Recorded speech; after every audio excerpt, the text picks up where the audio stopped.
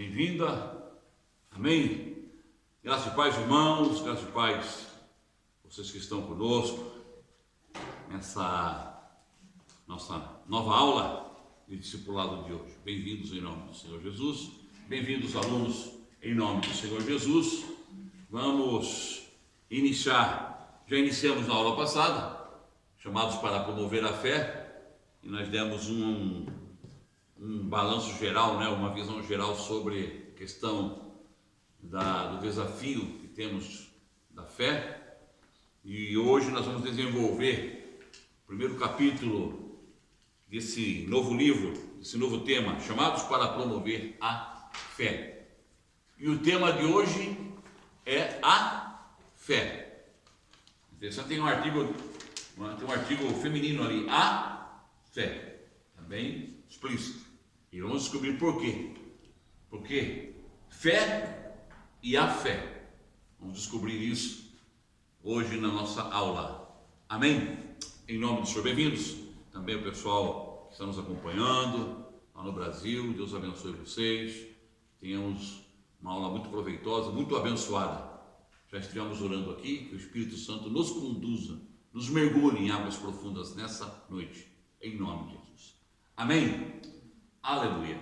Então eu vou pedir que a Camila hoje vai gerenciar aí o microfone, e já o Guto, se puder ler já, iniciando ali a leitura.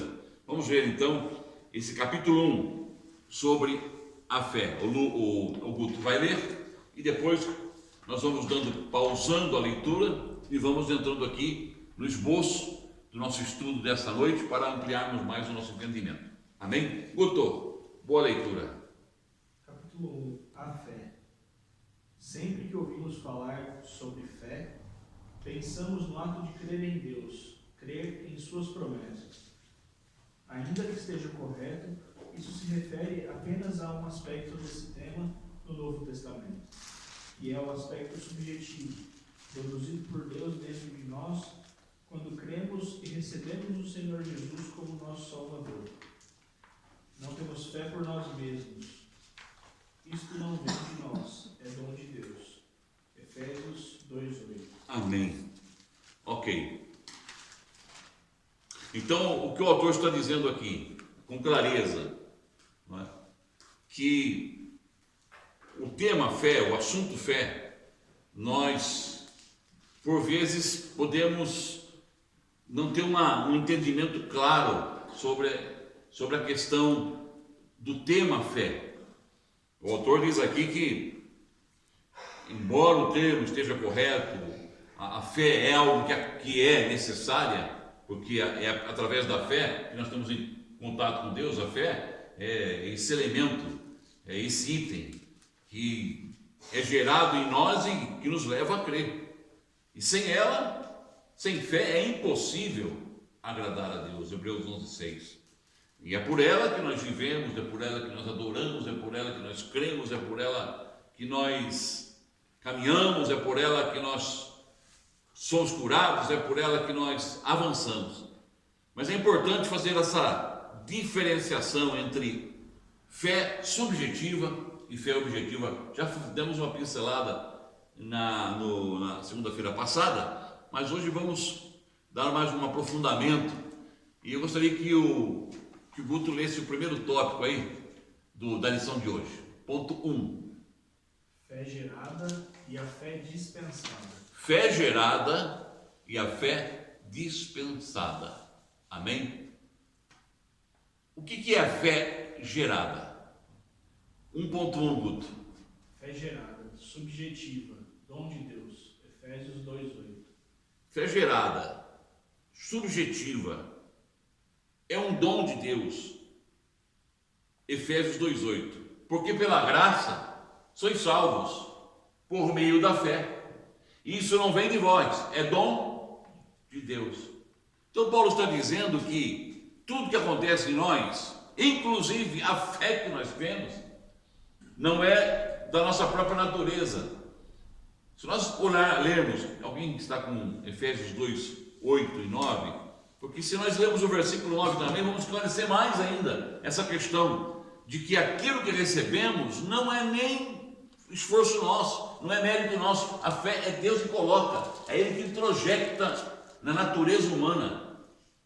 Não há ninguém, não há um ser, e ainda que confesse que é ateu, por exemplo, eu sou ateu, como uma vez abordaram um cidadão e ele era tão ateu que ele dizia: eu sou tão ateu, sou muito ateu, graças a Deus. Quer dizer, eu sou o maior ateu do mundo, graças a Deus. Ele publicou assim. Você vê, até o ateu dá graças a Deus por ser ateu, porque não existe ninguém.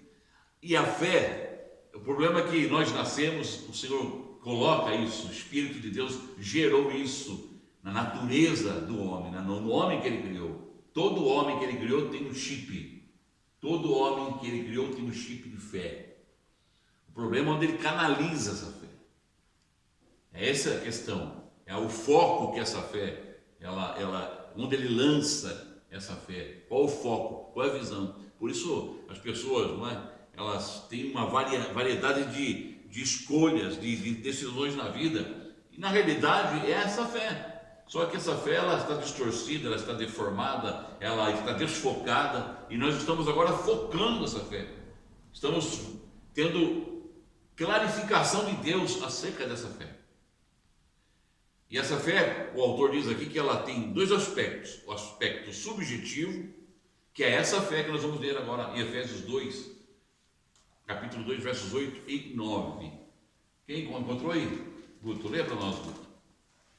Porquanto pela graça sois salvos, por meio da fé, e isto não vem de vós, é dom de Deus. E isso não vem de vós, é dom. E aí Paulo reforça: não vem por intermédio das obras, a fim de que ninguém venha a se orgulhar por esse motivo. Não vem por meio das obras, não é por nossas obras, nossa bondade, nossa filantropia. A fé é dom de Deus, porque pela graça sois salvos por meio da fé. Isso não vem de vós, é dom de Deus. O que é dom de Deus? Talvez o autor vá dizer, mas ele está falando da graça. A graça é dom de Deus. A fé, mas a fé também. Porque eu não teria graça se não tivesse fé. Eu não expressaria a fé se não tivesse graça. Tudo isso é dádiva de Deus. Todo dom perfeito vem do alto, do Pai das luzes, em que não há mudança nem sombra de variação. Então, essa é a fé chamada subjetiva. É a fé que nasce no meu coração e que prepara o terreno do meu coração para receber a semente do Evangelho, a semente da graça. Quando essa semente cai, essa fé desperta e ela se torna uma fé interior. Aquela fé que eu disse a vocês que no grego é pistis. É a fé com compromisso, é a fé de chamado, é a fé da conversão, é a fé do comprometimento com Deus. Todos nós passamos por isso.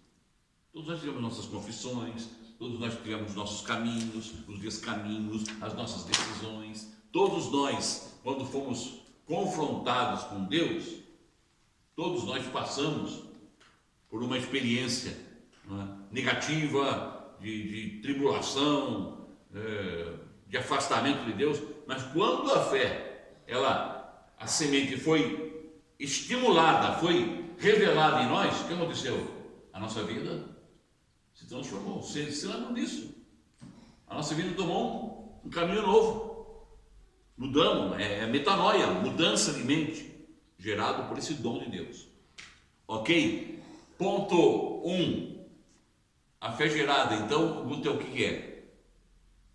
Fé gerada, subjetiva, dom de Deus. Efésios 2.8. 1.2. A fé dispensada, ativada, objetiva, discípulo. Amém. É a fé, o ponto 2, agora se vê, não é fé, mas o termo é a fé. Porque no grego, veja bem, no Novo Testamento, toda expressão, quando a fé ela vai agir para realizar um milagre, para realizar uma missão, quando a fé ela é manifesta para uma ação do homem, onde ele precisa exigir fé, uma ação que ele precisa ter fé para produzi-la, vai aparecer um artigo a fé. Está lá no grego, sempre. A fé.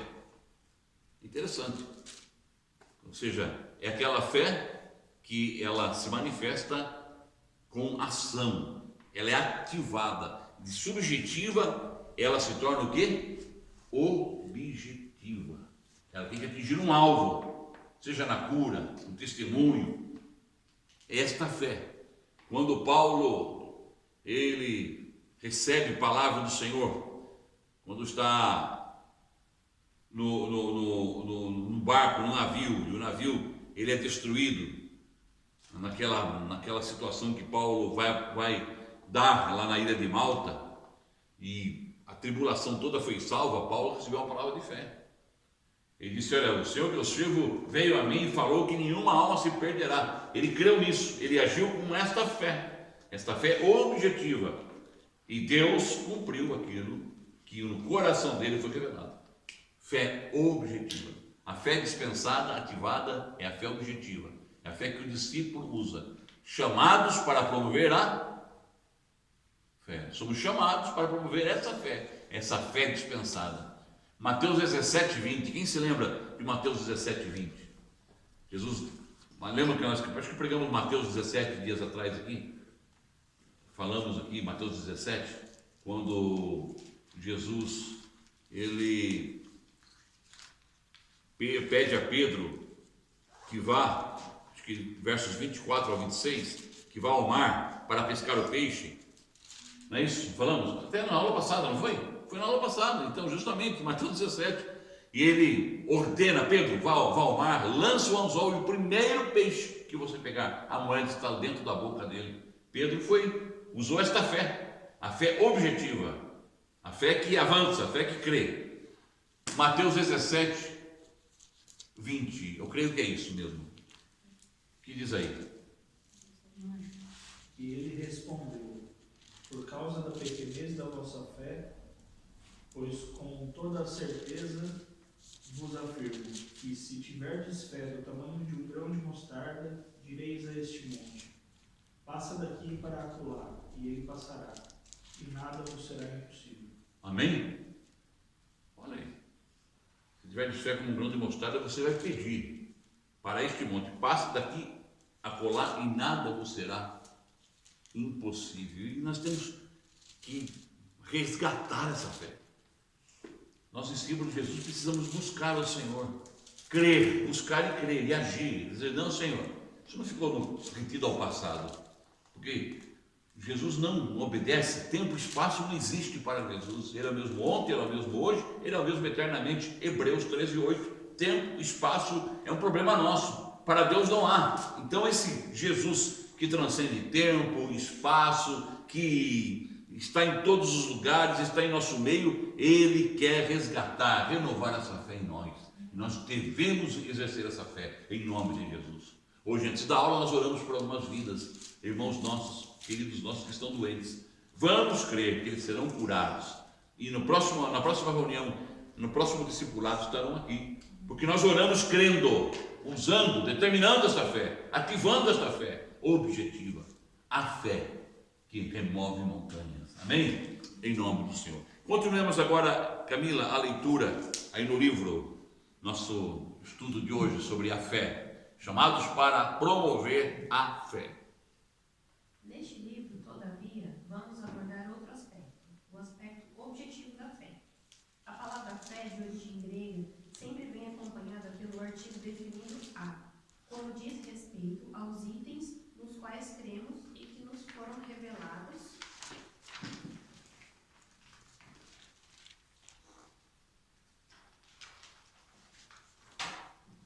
pelos ensinamentos saudáveis dos apóstolos no Novo Testamento.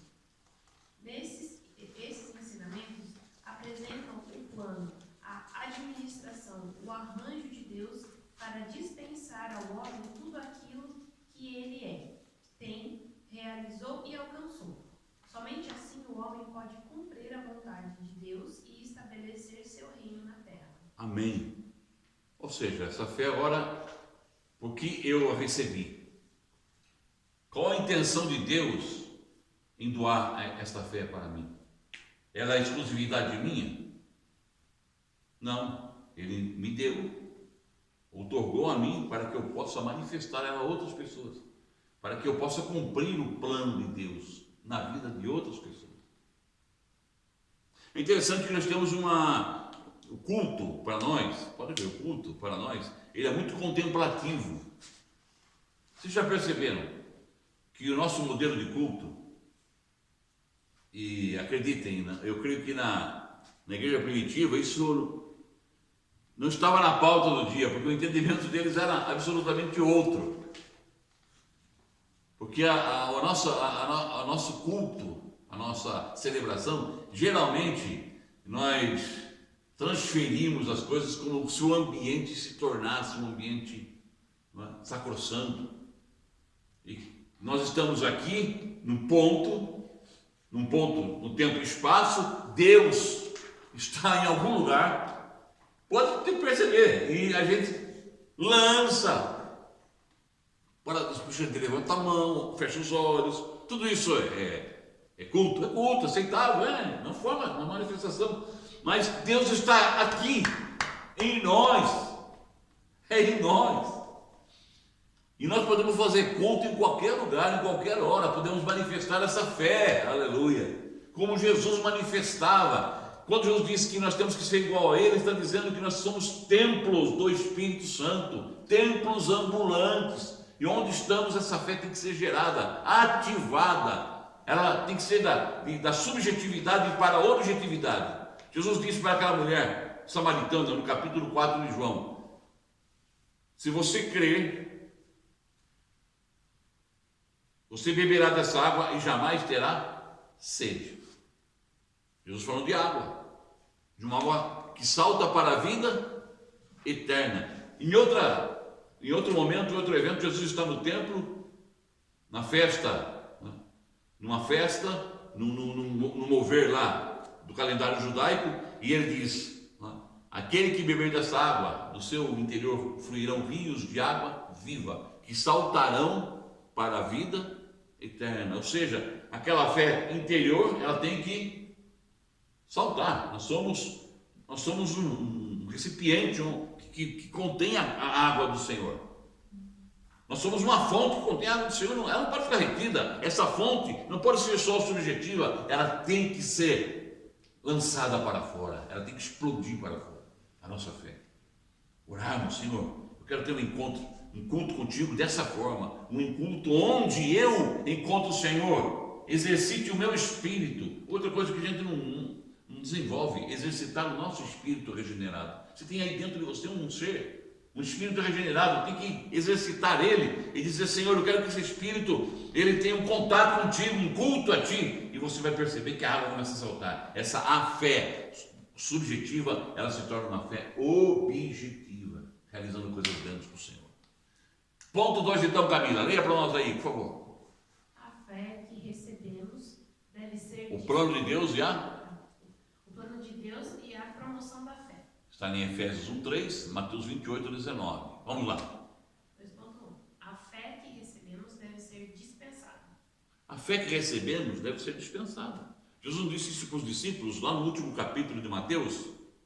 Portanto, ide, fazei discípulos de todas as nações, batizando-os em nome do Pai, e do Filho, e do Espírito Santo, ensinando-os a guardar todas as coisas que eu vos tenho ensinado, e eis que estou convosco todos os dias, até a consumação dos séculos.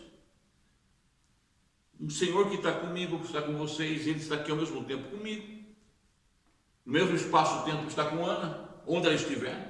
Está com o irmão lá na Coreia, está com o irmão lá no Japão, está com o irmão lá no Brasil, irmãs, onde estiverem reunidos, no trabalho, na igreja, em qualquer atividade, lá está Jesus Cristo presente. Esse corpo universal de Jesus, esse corpo eterno, essa presença eterna está em todos os lugares ao mesmo tempo. Nós precisamos pedir que o Senhor faça que essa fé, ela produza milagre. Ela se torna uma fé poderosa. A fé que recebemos deve ser dispensada em todos os lugares. 2.2. Dispensação. Economia. Aqui. Dispensação é uma palavra no grego chamada economia. Oikonomia. Quem que já tomou aquele iogurte, não é? Como chama? Oikos. A palavra oikos no grego é casa. É? De onde vem a palavra oikonomia. De onde vem a palavra economia. A economia de uma casa. Oikonomia, então, é a economia de uma casa. E Paulo usa essa linguagem, dizendo que nós somos a casa do Senhor, a habitação de Deus, aleluia, e que Ele tem a sua economia dentro de nós e tem que ser dispensada. Essa fé subjetiva tem que ser dispensada. Temos que abrir a casa e dizer: pode vir, aleluia. Não foi isso que Jesus disse lá em Apocalipse? Eis que estou à porta e bato, se alguém abrir a porta, eu entrarei, cearei com ele e ele comigo. Jesus não disse: eu sou o bom pastor, eu sou a porta. Você vai entrar e sair por essa porta. Quem tem porta? A porta é Ele. Essa economia é a economia de entrar, a fé subjetiva, e a economia de sair, a fé objetiva. Por isso que nós temos que crescer a cada dia. Não é maravilhoso isso? Amém? Fantástico, né? 2.3. A fé precisa ser dispensada pelo discípulo. A fé precisa ser dispensada pelo discípulo, porque é ele que promove essa bênção em nós. Efésios 1:3, não é? Bendito Deus e Pai do nosso Senhor e Salvador Jesus Cristo, o qual nos tem abençoado com toda a sorte de bênçãos espirituais nos lugares celestiais em Cristo Jesus. Esse termo, todo o capítulo 1 de Efésios é muito lindo, fala da economia de Deus. Todo o capítulo 1 de Efésios fala sobre essa fé objetiva que nós recebemos e precisamos dispensar. Continuemos agora a leitura. Pediria a irmã Ana Oliveira para fazer a leitura, pegar ali o instrumento da fé, aleluia, porque crente é sem o microfone, aleluia, perde até a fé, tem uns que perdem até a fé. Vamos lá. Cada país tem, de certa forma, um plano do governo para dispensar, distribuir suas riquezas para os seus cidadãos. A esse plano chamamos de economia. Pode-se dizer que, quanto melhor for essa dispensação ou distribuição das riquezas, melhor será a economia do país. Também é assim com o reino espiritual. Deus tem uma economia, um plano que é dispensar-se a nós com todas as suas riquezas e bênçãos espirituais. Por isso, a fim de executar a sua economia, Ele precisa de ministros que lhe sejam fiéis, a quem possa revelar tudo o que deseja fazer. Ele precisa de ministros que lhe sejam fiéis, a quem possa revelar tudo o que deseja fazer. Somos nós, discípulos de Jesus, aleluia. Estamos aqui, você que está nos assistindo, para que essa economia, esse plano de Deus, essa promoção da fé que está em Efésios 1:3, possa acontecer em nós, possa ser dispensados a nós, em nome do Senhor Jesus. Amém? Então isso é muito importante, esses dois pontos estarem bem clarificados para nós. A fé subjetiva, a fé objetiva, a fé gerada, a fé dispensada, e tudo isso é um projeto, é um plano de Deus que deseja que nós possamos promover essa fé em nome do Senhor. Pode continuar a leitura, irmã Oliveira. No Antigo Testamento, a economia de Deus foi revelada por meio de Moisés. Todos os eventos e acontecimentos que foram narrados nos 50 capítulos de Gênesis, assim como todos os detalhes da lei e da construção do tabernáculo em Êxodo, foram obtidos por Moisés através da revelação dada pelo próprio Deus no Monte Sinai, no período de 40 dias e noites em que esteve lá. Deuteronômio 9:9. Pode continuar. A leitura sua vai ser extensa hoje, porque você não leu 2 aulas passadas, não vai ler hoje, vai pagar já a conta lá das 2 aulas passadas. No Novo Testamento foi o apóstolo Paulo que Deus mostrou o seu plano, sua economia neotestamentária. O Senhor lhe preservou a vida em meio a incontáveis situações de perigo, de modo que ele escrevesse em suas cartas sobre a economia de Deus, para que nós hoje a conheçamos e a pratiquemos. Efésios 3:3-5, Colossenses 1:25. Que grande amor e cuidado de Deus tem para conosco. Amém. Então o autor aqui do livro está nos dizendo que essa economia de Deus, essa oikonomia, como se Deus fosse o senhor de uma casa e gerisse toda essa casa, essa empresa, esse patrimônio. Ele teve um projeto. Ele começou, eu fui estender um pouco mais, porque ele começa antes de Moisés. Ele é revelado nas Escrituras de uma forma mais clara, né, através de Moisés no Antigo Testamento, que é chamado a lei de Moisés. Moisés ficou 40 dias e 40 noites sem comer e sem beber lá no Sinai, recebendo as tábuas da lei. 40 dias e 40 noites. Estou lá em Deuteronômio 9:9. Depois você leia, você também consulta aí, porque a gente não vai ler também, mastigar tudo, porque o discípulo tem que também desenvolver a sua leitura. Mas lá em Deuteronômio 9:9, né, Moisés ficou 40 dias sem comer e sem beber. Ele faz essa declaração. E recebeu essa economia, as tábuas da lei, recebeu toda a orientação, toda a revelação, como seria, não é, a lei cerimonial, a lei ética, a lei moral, o tabernáculo. Ele recebeu todas as orientações ali. Ficou sem comer, mas nem o quibezinho da Maria, nem uma coxinha apareceu lá, nada. E não poderia. E se a Maria chegasse com essa cestinha de salgadinhos lá, misericórdia, Maria não estava nem aqui. Ela era frita com salgadinho e tudo. Graças a Deus. Mas olha, Moisés ficou lá e recebeu. Já no Novo Testamento, Paulo e os apóstolos recebem essa revelação, essa economia de Deus. Escreveram, registraram para nós. Está no Novo Testamento.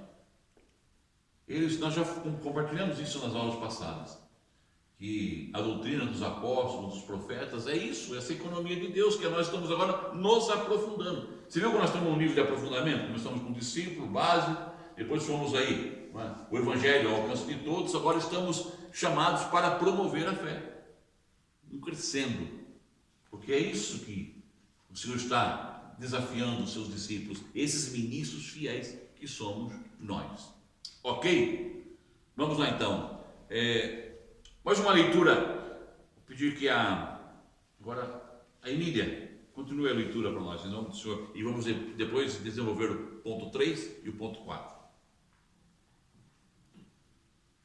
Paulo obteve essas revelações quando servia a igreja em Damasco, numa ocasião em que viajou até as regiões da Arábia. Gálatas 1:17. Ali, segundo ele mesmo descreve, recebeu uma visão em que ouviu palavras inefáveis, 2 Coríntios 12:4. Pode ser que ele também tenha ficado 40 dias naquele lugar, recebendo as revelações da economia neotestamentária de Deus. De toda maneira, as palavras que lhe foram faladas e as revelações que obteve tiveram grande impacto em sua vida e em seu serviço. Amém. Então, Emília, Deus quer fazer essa gestão também do plano dele e quer continuar, ele quer efetivar também em nós. Isso que Moisés recebeu na antiga aliança, isso que Paulo recebeu na nova aliança, nós também podemos receber hoje. Você quer ver? Ponto 3, Emília, leia para nós. Gestão do plano de Deus para a fé. Gestão do plano de Deus para a fé. Que fé é essa? Está vendo que está aqui um asterístico? A fé dispensada. A fé dispensada, a fé objetivo. Muito bem, é isso mesmo. 3.1. Ele trabalha antes do universo criado. Ele trabalha antes do universo criado. Sua economia já vai antes do universo criado. É incrível isso. Está lá em Efésios capítulo 1, versos 4 e 5. Acho que é importante lermos esse texto, porque ele é esclarecedor, revelando que Deus já trabalha. Nas eras passadas não havia nem tempo e espaço ainda, como nós conhecemos. Não havia relógio, não havia cronômetro. Eu não sei qual era o nível de medição, eu não conheço a eternidade no sentido de medição, de comprimento, de peso, de densidade, eu não sei, a eternidade. E Deus já trabalhava, Ana Oliveira, lá na eternidade passada, pensando nessa economia, pensando nessa fé subjetiva, nessa fé objetiva, nesse dispensar dele em nós, para que possamos dispensar essa água para os outros. Aleluia. Estamos vivendo aqui na Renovo, como discípulo de Jesus, um tempo de frescor de Deus. Vocês estão percebendo isso? Tomem isso pela fé. Deus está fazendo coisas novas em nosso meio. Vamos lá, quem pode ler? Emília. Efésios 4 ao 5. 4 ao 5. Mesmo antes de criar o mundo, Deus nos amou e nos escolheu em Cristo para sermos santos e sem culpa diante dele. Ele nos predestinou para si, para nos adotar como filhos por meio de Jesus Cristo, conforme o bom propósito de sua vontade. Mesmo antes de criar o mundo, o universo, ele pensou em nós, planejou isso para nós. Como é que está na sua versão? Antes da criação do mundo, Deus já nos havia escolhido para sermos dele por meio da nossa união com Cristo, a fim de pertencermos somente a Deus e nos apresentarmos diante dele sem culpa. Olha, escolher antes da fundação do mundo, separar antes da fundação do mundo, preparar para que possamos gerir esse plano. Aleluia. Louvado é o nome do Senhor. 3.2. A fé na antiga aliança. Moisés, não é? Deuteronômio 9. 9:9. Ele fala lá, leia depois que ele vai dizer, olha, eu recebi do Senhor a lei, 40 dias e 40 noites, fiquei lá no Sinai, sem comer e sem beber, e recebe as orientações do Senhor. Gálatas 1:17 e 23 também fala sobre Paulo recebendo, né, as orientações do Senhor. Quando ele se converte, ele vai para o deserto, ele fica em meditação, recebe revelações de Deus. Paulo interpreta tremendamente. Paulo recebe revelação, não é nem interpretação, ele recebe revelação, porque ele não caminhou com Jesus. Paulo foi um apóstolo que ele mesmo disse, foi um apóstolo abortado. Ele veio depois, nasceu fora do tempo. Jesus já tinha assunto ao céu. Só os discípulos conheceram ele. Paulo aparece anos depois. E ele tem uma revelação, ele tem um encontro com Jesus no capítulo 9 de Atos dos Apóstolos, na estrada de Damasco. Jesus se revela diretamente para ele. E diz, Paulo, por que tu me persegues? Eu sou o Senhor a quem tu persegues. E começa ali, Paulo receber revelações de Deus. Escreve praticamente todo o Novo Testamento.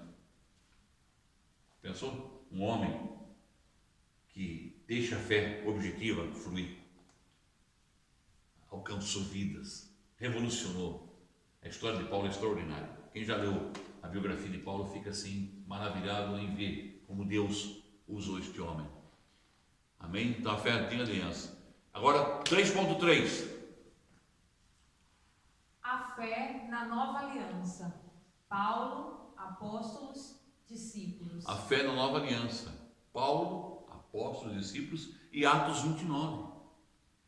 Atos 29. Sabe o que está escrito em Atos 29? Procura aí. Emília, dá sim. Atos 29. Encontra aí, Camila. Não tem? Não tem Atos 29. Atos 29 somos nós. Nós que estamos escrevendo. Amém. Nós estamos escrevendo Atos 29.